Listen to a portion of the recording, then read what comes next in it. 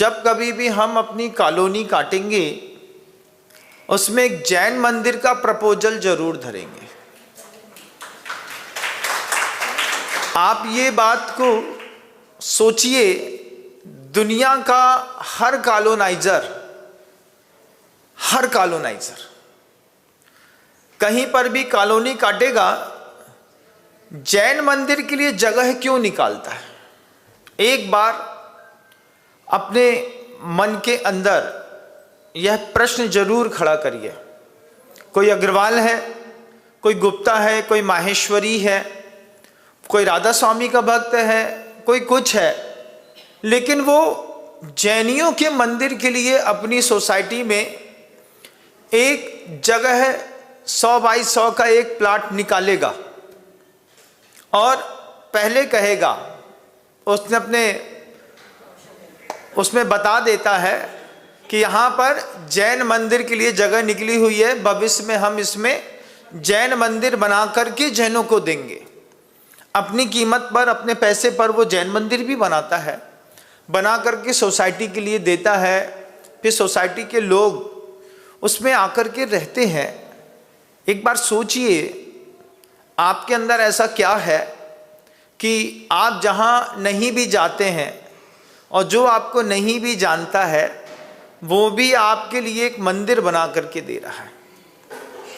आप कह सकते हैं कि हमारे यहाँ अपनी जैन समाज में पैसा बहुत ज़्यादा है इसलिए लोग मंदिर बनाते हैं, लेकिन ये धारणा गलत है।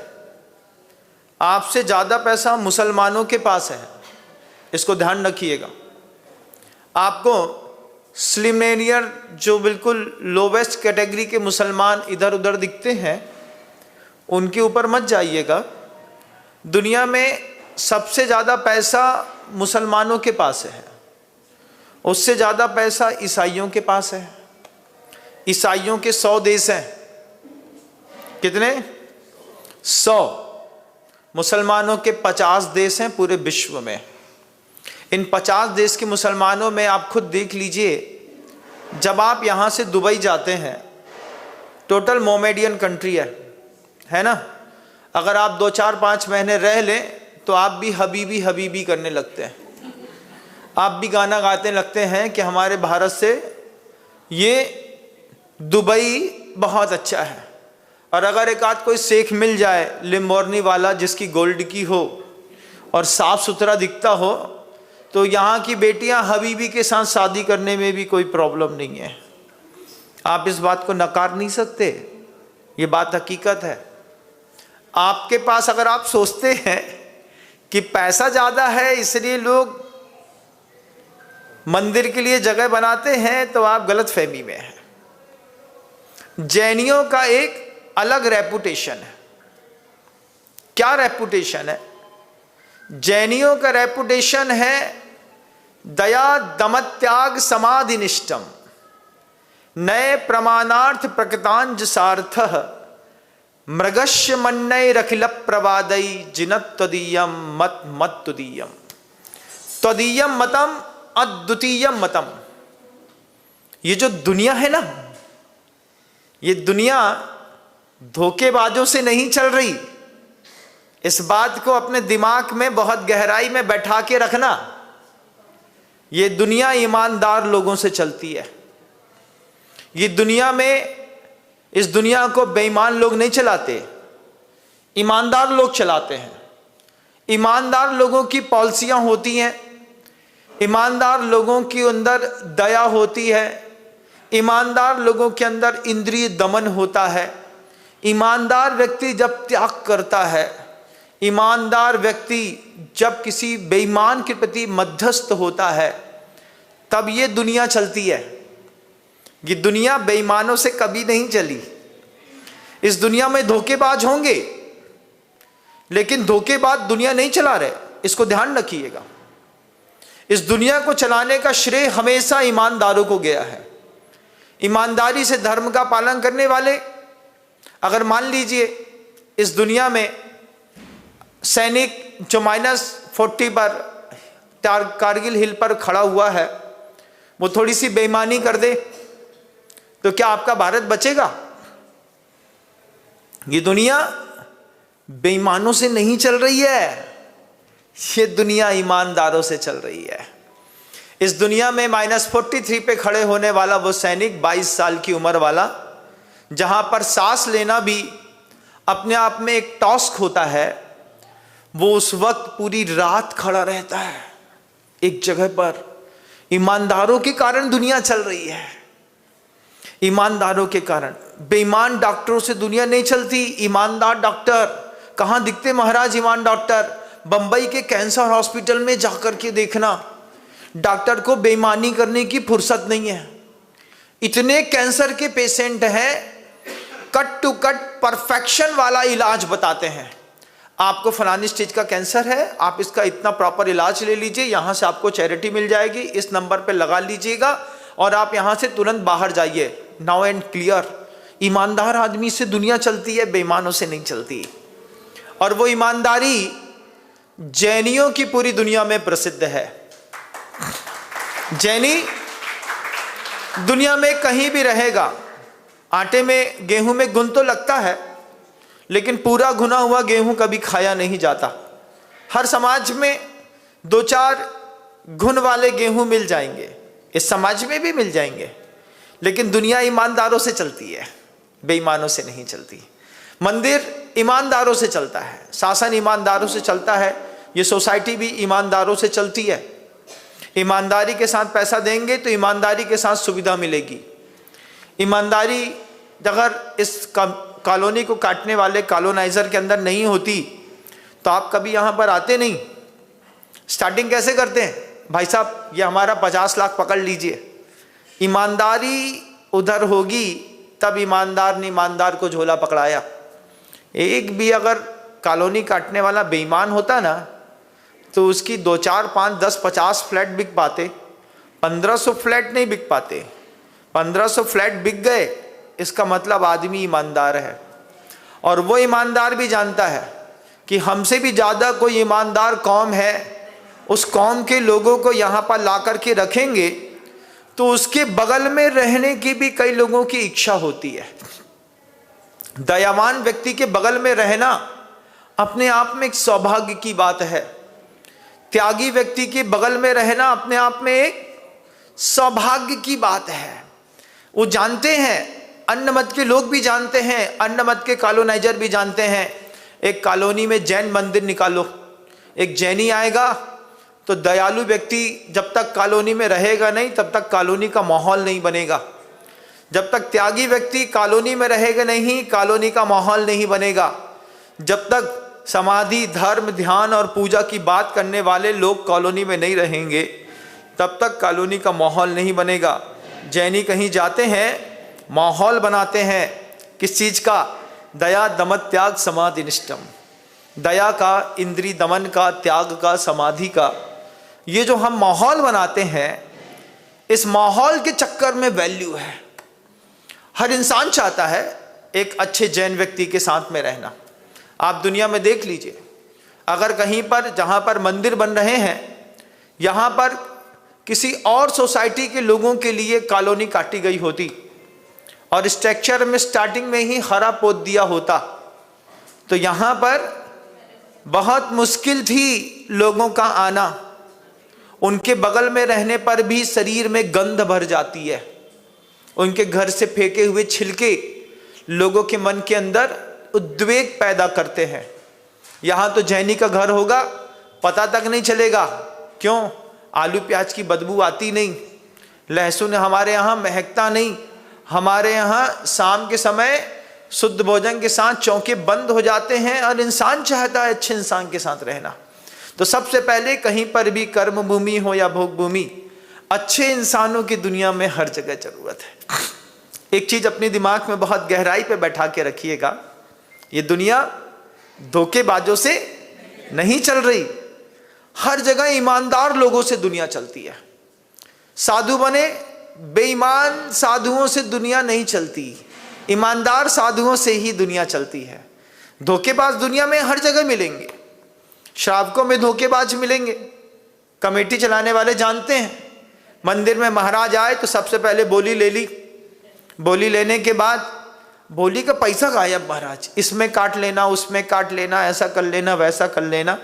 हरी हरी गड्डी ला करके सामने धरने में दिल धुक धुक धुक धुक करता है। जिनका करता है उन बेईमानों से मंदिर नहीं चलते, मंदिर चलते हैं ईमानदार लोगों से। बाजार से, घर से, दुकान से झोला आया, घर में लाने से पहले मंदिर के अध्यक्ष तक पहुंचा दिया, भैया ये हमारे हिस्से के 50 लाख की बोली थी, ये पैसा हमारा काट देना, घर लेकर के नहीं जा रहे। वहीं के वहीं पलटी कराने वालों ईमानदार लोगों से दुनिया चलती है, बेईमानों से दुनिया नहीं चलती। दुनिया में बेईमान रहते हैं, दुनिया में झूठे रहते हैं, हिंसक रहते हैं, मायाचारी करने वाले रहते हैं, अब्रह्म का सेवन करने वाले रहते हैं, परिग्रह संचय करने वाले रहते हैं, लेकिन इनसे दुनिया नहीं चलती। दुनिया जब भी चली है ईमानदार आदमी से चली है। किसी भी हिंसक व्यक्ति से कभी दुनिया नहीं चली। थोड़ी भी हिंसा हो गई, कहीं पर भी हो गई, पूरी दुनिया में उसका फर्क पड़ता है। ईरान अमेरिका का युद्ध हो गया, उसका फर्क आपको भी पड़ता है। आपके जेब की हल्का होना शुरू हो गया। कैसे महाराज? 95-90 रुपए लीटर का पेट्रोल 115 रुपए हो गया, कल 130 हो जाएगा तो भी लोगे, गर्दा झाड़ के लोगे। क्यों भैया? मजबूरी है। झगड़ा वहां हुआ था, इकोनॉमी उनकी बर्बाद हुई थी, हिंसा वहां पे हुई थी, फर्क आपकी जेब में पड़ा ना। पूरे वर्ल्ड में इसका फर्क पड़ता है। और हिंसा आप कितनी भी तीव्रता के साथ कर लीजिए, थोड़ी देर के बाद आप फिर वही बात करेंगे, युद्ध विराम की बात, शांति की बात। क्योंकि दुनिया कभी हिंसा से नहीं चलती, अहिंसा से ही दुनिया चलती है। जब दुनिया अहिंसा से चलती है तो अहिंसा की सही परिभाषा समझने वाले लोग जब तक सोसाइटी में नहीं रहेंगे तब तक सोसाइटी का माहौल बन नहीं सकता। इसलिए जहाँ कहीं भी कोई बड़ी कॉलोनियाँ कटती हैं, बड़ी बड़ी सोसाइटियाँ कटती हैं, सबसे पहले जैनों के लिए मंदिर के लिए एक व्यवस्था बना दी जाती है। किस मंदिर के निमित्त से ही, जैसे गुलाब के निमित्त से मधुमक्खी भौरे आते हैं, ऐसे भगवान और मंदिर के निमित्त से दयावान लोग उस सोसाइटी में आकर के रहते हैं। अच्छा, आपके यहाँ माहौल है, भगवान की पूजा अच्छे से करिएगा, अपने गुरु महाराज को लाने का प्रोग्राम अच्छे से करिएगा, आहार दान की व्यवस्था अच्छे से करिएगा, हम खुद सहयोग करेंगे। जब दूसरे इस बात के लिए तैयार होते हैं तब जाकर के किसी सोसाइटी का माहौल बनता है। हम वो लोग हैं, कैसे लोग हैं? हम वो लोग हैं जो माहौल बनाते हैं। अभी 8-10 दिन पहले की बात है, रोज एक महिला आती थी, बार बार कहती थी, महाराज गाय का शुद्ध दूध है, ले लीजिए। मैं आधी अंजलि लेता, छोड़ देता। मैं कहा नहीं चाहिए, नहीं चाहिए, नहीं चाहिए। 7 दिन तक वो लगातार लाई। 7 दिन तक रोज उसने मुझे 1 अंजलि दूध दिया, उसके बाद मैंने दूसरी अंजलि नहीं पिया। फिर उस महिला को कुछ समझ में आया, वो महिला अंदर गई, उसमें थोड़ा सा मीठा मिलाया, थोड़ा सा मीठा मिलाया, दूध को फेंटा, फेंट करके ला करके बोलती है, गुरुदेव आज आप दूध बहुत अच्छे से ले लेंगे, आप ले लीजिए। मैंने लिया और दूध लेने की इच्छा हो गई। मैंने दूध करीब आधे जग दूध ले लिया और आधे तक दूध लेने के बाद वापस आकर के जब अपने उपाश्रय में बैठा तो महिला कहती है कि देर में समझी कि इसमें कुछ और भी जरूरी है। मैंने कहा मैं तो पहले दिन ही समझ गया था कि इसमें कुछ जरूरी है। क्या जरूरी है आप बताइए? हाँ, मीठा जरूरी है। उसमें उस महिला से हमने एक ही बात कही, दूध कितना भी अच्छा हो, कितना भी पौष्टिक हो, शुद्ध हो, पवित्र हो, उसमें थोड़ा सा मीठा जैसे पूरे दूध का गुण धर्म पूरा बदल देता है। थोड़ी सा मीठा, 2 चम्मच शक्कर डालनी है बस। 2 चम्मच शक्कर डालने पर गुण दूध का पूरा गुणधर्म बदल जाएगा। ऐसे ही थोड़ी सी दया से आपके जीवन का पूरा गुणधर्म बदल जाएगा। थोड़ी सी, बस बहुत ज्यादा नहीं करना, थोड़ी सी दया करनी है, थोड़े से त्याग से आपका गुणधर्म पूरा बदल जाएगा। अभी हम आपको नहीं पहचानते, आप हमको नहीं पहचानते, लेकिन अगर हमारे आपके बीच में थोड़ा सा त्याग हो जाए, उस त्याग से आपका पूरा गुणधर्म बदल जाएगा। बेईमान लोगों के चेहरे भी ईमानदार लोगों की टीम में शामिल हो जाते हैं अगर उनके शरीर में, उनके दिमाग में थोड़ा सा गुणधर्म आ जाए। एक जग दूध में कितनी शक्कर डालनी, जितना दूध उतनी शक्कर ना, थोड़ी सी, बस थोड़ी सी शक्कर डालने से जैसे दूध का गुणधर्म बदलता है, थोड़ी सी दया से, थोड़े से त्याग से, थोड़ी सी अहिंसा से, थोड़ी सी क्षमा से, थोड़े से ब्रह्मचर्य से, थोड़े से आकिंचन्य धर्म से, थोड़ी सी सरलता से आपका पूरा गुणधर्म बदल जाएगा। थोड़ी सी क्षमा कर दीजिए, आपका गुणधर्म बदल जाएगा। आप कल तक क्या कहलाते थे? मिसेस जैन जो है बहुत एग्रेसिव हैं, अरे आपका तो इंप्रेशन ही बदल गया। इस बदले हुए इंप्रेशन को एक बार फिर बदल दीजिए। हम थोड़ी सी क्षमा करके देखते हैं, थोड़े से ब्रह्मचर्य से, पूरे ब्रह्मचर्य से नहीं, थोड़े से ब्रह्मचर्य से आपका पूरा गुणधर्म अपने आप बदल जाएगा। नियम ले लीजिए, किसी से भी बात करेंगे आंख से आंख मिला करके नहीं करेंगे। इतने से, थोड़े से गुणधर्म से आपका पूरा नेचर बदल गया। जैन साहब को देखो, किसी की घर की भी महिला हो, कभी भी आंख से आंख मिला करके बात नहीं करती। क्या ब्रह्मचारी है? अरे ब्रह्मचारी ना है तो क्या है महाराज? बस आपने कहा था ना कि थोड़े से ब्रह्मचर्य से गुणधर्म बदल जाता है। इतनी सी चीज समाज में आपको इंप्रेसिव बनाती है। जो लोग पूरी पालन करते होंगे उनका इंप्रेशन कहां तक जाता है, महसूस करिए। आपके ब्रह्मचर्य का थोड़ा सा इंप्रेशन आपकी सोसाइटी में रंगत पैदा करता है। आपके रात्रि भोजन के नहीं करने का छोटा सा इंप्रेशन पूरी सोसाइटी में आपके लिए एक माहौल बनाता है। जैन साहब हैं, रात को नहीं खाते हैं, इसलिए क्या किया, दिन में स्पेशली एक बफर का सिस्टम और रख दिया, ओनली फॉर जैन्स। क्यों? इन लोगों का सिस्टम अलग है, इंप्रेशन बनता है। छोटी सी चीज के त्याग से आपका गुणधर्म बनता है। भोजन तो करना ही था, 6:30 पे करते, चाहे 7:30 पे करते, 6:30 पे कर लो। 1 घंटे पहले कर लेने पर आपका पूरा गुणधर्म बदलता है। इस बात को दिमाग पे रखिएगा। इस छोटे से गुणधर्म को बदलने की जो कला हमारे आपके बीच में है, इस कला के दीवाने हैं लोग चाहते हैं ऐसे लोग हमारी सोसाइटी पे रहें, जो बिल्कुल शांत, चिल और बहुत अच्छे तरीके से रहते हैं। आप बता दीजिए, यहाँ पर मंदिर बन रहा है, यहाँ पर मान लीजिए कोई हरी दीवार का प्रोमाइसेस होता तो यहाँ पर कितने जैन होते? क्या होता? हरी दीवार बस खींची थी, दीवार में हरा रंग बस पोत दो, बस इतने में यहाँ के 100 जैन यहाँ से बाहर मिलते। लोग बोलते हम यहाँ पर नहीं आएंगे। क्यों? एक ऐसी समाज है जिसने अपना इंप्रेशन आतंकवादियों जैसा बना के रखा है। कहीं पर बाहर हरा पोत दीजिए, एक्वामारियन कलर तो चल जाएगा, प्योर ग्रीन अगर लीफ वाला ग्रीन पोत देगा तो फिर क्या करेंगे? भैया यहां पे नहीं रहना। क्यों नहीं रहना? तुम समझते हो? कौन झेलेगा जिंदगी भर? कौन जिंदगी भर संभालेगा? उसके 20 हाथ इस तरफ और 20 हाथ इस तरफ भी एक भी जैन व्यक्ति रहना पसंद नहीं करता, उस मोहल्ले में रहना पसंद नहीं करते। क्यों रहना पसंद नहीं करते? उनका इंप्रेशन है। उस समाज ने अपना इंप्रेशन आतंकवादियों का बना के रखा है। आपने अपना इंप्रेशन काय का बना के रखा है? हम वो लोग हैं, हमारे साथ 4 शब्द दुनिया में हर जगह जाते हैं। जैनी दयालु होता है, जैनी त्यागी होता है, जैनी इंद्री में संयमन वाला होता है, समाधिस्थ होता है, जरा सी बात में चुप हो सकता है, जरा सी बात में मन को ठंडा कर सकता है, अच्छे शब्दों के साथ जीता है। ऐसे अच्छी पर्सनालिटी के साथ कौन नहीं रहना चाहता? हम सोचते हैं हम पैसे वाले हैं, पैसे वाले नहीं। हमारी ईमानदारी हर कॉलोनाइजर को एक मंदिर बनाने के लिए प्रेरणा देती है। हमारे यहाँ की दया, हमारे यहाँ की क्षमा, हमारे यहाँ के धार्मिक सिद्धांतों की जो खुशबू दूर तक फैली हुई है, उस दूर तक फैली हुई खुशबू के चक्कर में लोग कहते हैं वो सोसाइटी के लोग नहीं आएंगे तो सोसाइटी का मैनेजमेंट ही नहीं चलेगा।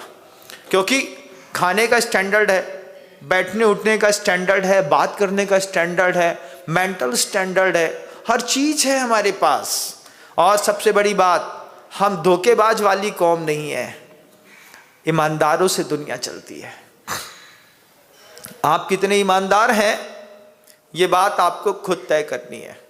दुनिया में मिल जाएंगे बेईमान, हर मोहल्ले पे, हर गली पे। हो सकता है घर में एक आध मिल जाए, लेकिन घर में मान लो 100 के 50-15 लोग रहते हो, सबके सब बेईमान मिल जाएं तो घर चलता है? नहीं चलता। इसमें गुरुवर जी हमेशा एक बाबा भारती का उदाहरण देते थे। डाकू खड़क सिंह और बाबा भारती की कहानी शायद आपने कभी बचपन में पढ़ी होगी। खड़क सिंह था, जबरदस्त जवान डाकू था।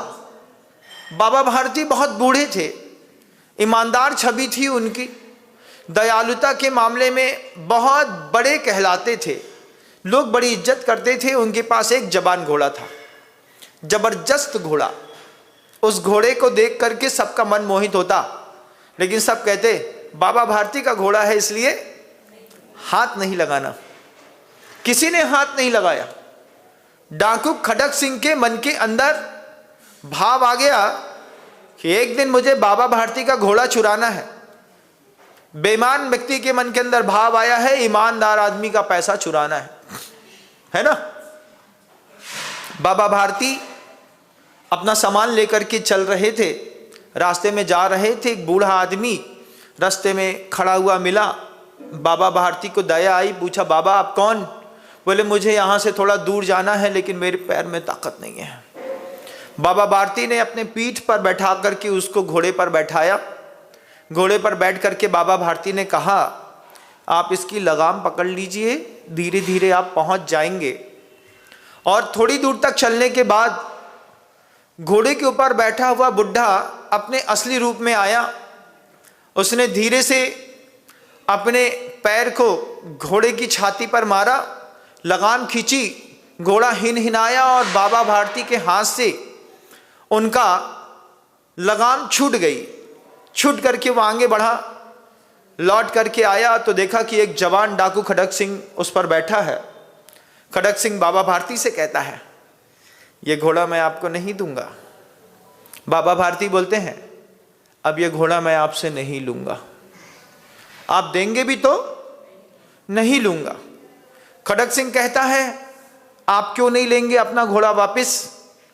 बोले अगर मैंने अपना घोड़ा वापस ले लिया और लोगों में ये बात फैल गई कि डाकू खड़क सिंह ने बाबा भारती का घोड़ा चुराया है, तो अगली बार कोई भी ईमानदार व्यक्ति के ऊपर दया नहीं करेगा।